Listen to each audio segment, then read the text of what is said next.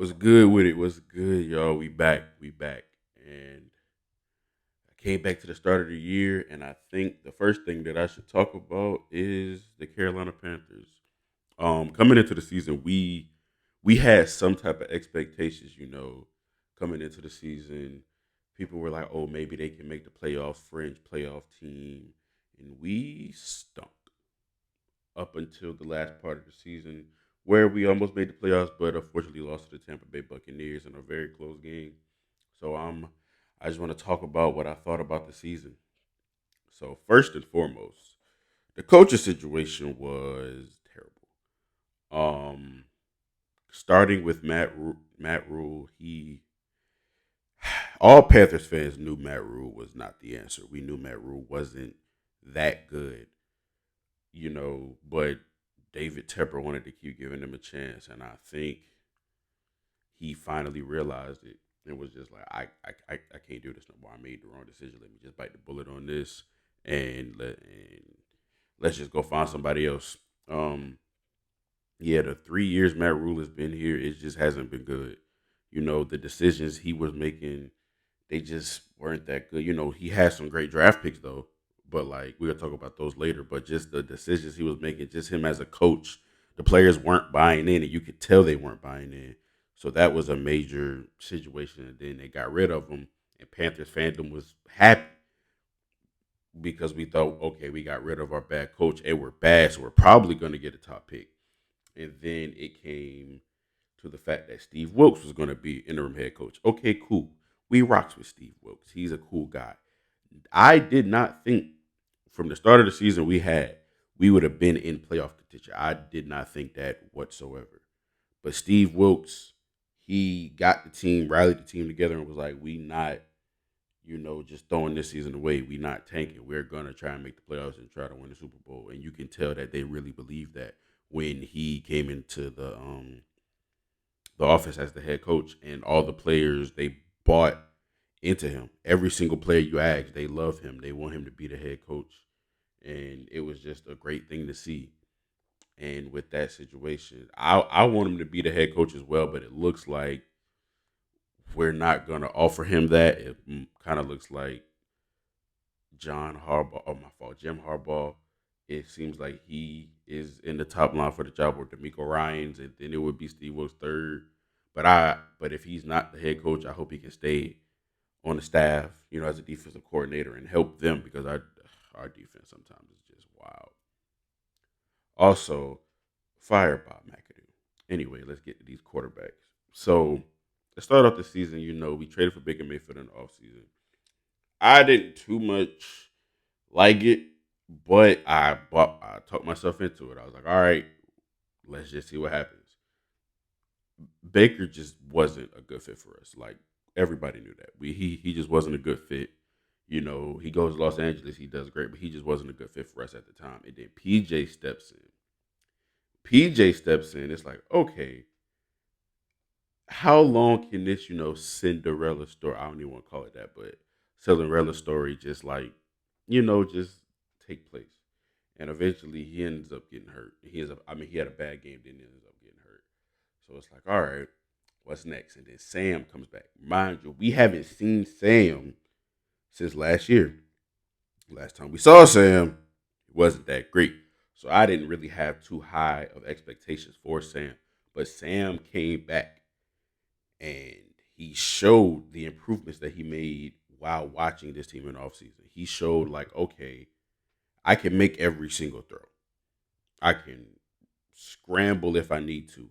My pocket awareness needs to get better. I just have to be a better decision maker. And in the offseason and while he was injured for those 6 to 8 weeks, I really truly believe that he was studying decision making. I really hope he was. He was so playing like he was.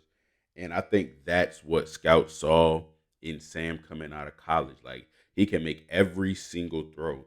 He's very mobile in the pocket and he can get out of the pocket and get you a play, but his decision making was just not to that level. And then when he went to the Jets, that wasn't the best situation for him anyway, because you in New York, the team is not good, and they really not giving you good people to play with. and then your decision making is bad, so it's gonna look bad. Same thing with Zach Wilson, but I just don't think he's good. But anyway, Sam comes back and through a 5 game stretch, he doesn't turn the ball over. Like he was just doing so well, and I'm like, maybe Sam is the guy. But then the last game of the season, he had an interception, which was the right read because the safety came up and bro was gone, but he just underthrew it. He can make that throw. He should have made that throw. He just underthrew it. So it was just one of those situations. And he did have 2 fumbles, but he did come from very huge sacks. But we not even cheering about that. Um, and it was. I honestly think if we don't draft a quarterback to sign Sam to maybe a 1-2 year deal, you know what I'm saying? Maybe. Hopefully we can do that. Hopefully not. But I those last games I like Sam. I did. But I think the MVP of the offense of this season um has to go to DJ Moore. He went through 4 quarterbacks this year.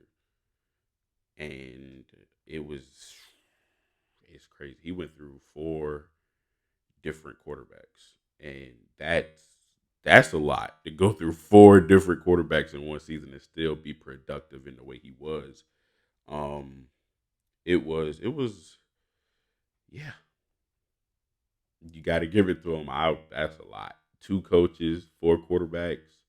You lose the star running back. You lose the best player on the team, and Chris McCaffrey, and it's just like now all eyes on you. So for him to be productive, it was it was great to see. And oh yeah, get Matt Rule in prison because Matt Rule had all Panthers fans thinking Terrence Marshall was terrible.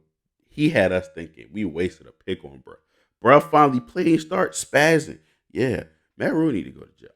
I like Terrence Marshall as our second guy, or if we go get another receiver, our third guy, because he is that good. He actually is that good.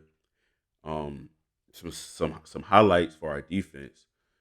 Frankie Louvu, he was a star that just like came out of nowhere. Frankie is the guy. I really like Frankie, and I hope he stays. To be a core part of our defense with Brian Burns. He's the stud. You know what I'm saying? He got double digit sacks, pressures. It's hard to find an edge rusher like him these days. And I really do like Brian Burns. I think he's the cornerstone of our defense. And then you have Derek Brown, big guy up front. He's gonna be a run stopper. He's gonna get through that line sometimes and be able to pressure the quarterback. He's a prototypical D tackle that you would want on your team, and he is great. And our guy JC Horn. I think he's the voice of our defense. I think at a young age he took command of that defense, and they were playing great during that stretch where we was winning those games, and he was a part of that. But him getting injured again, it sucks. And Dante Jackson, he got injured too, and for JC, 2 straight seasons. Well, this injury was like a freak accident. He tried to punch the ball out, broke his wrist. So I ain't even worried about that. But honestly, I really love JC. He is CB1. But I think in this year's draft, if we don't go quarterback, I think we have to go defensive back because our defensive back is dropping like flies. And it's kind of sad. Oh, yeah, CJ Henderson. He stinks. You got to get him out of Carolina. He has to go. I don't want to see him on the field no more. I don't want to see him on the field at all. But this this is the first video of the year, and this year I'm gonna be more consistent. I promise. Um, I hope y'all like, comment, subscribe, and I'll see y'all in the next video. We out.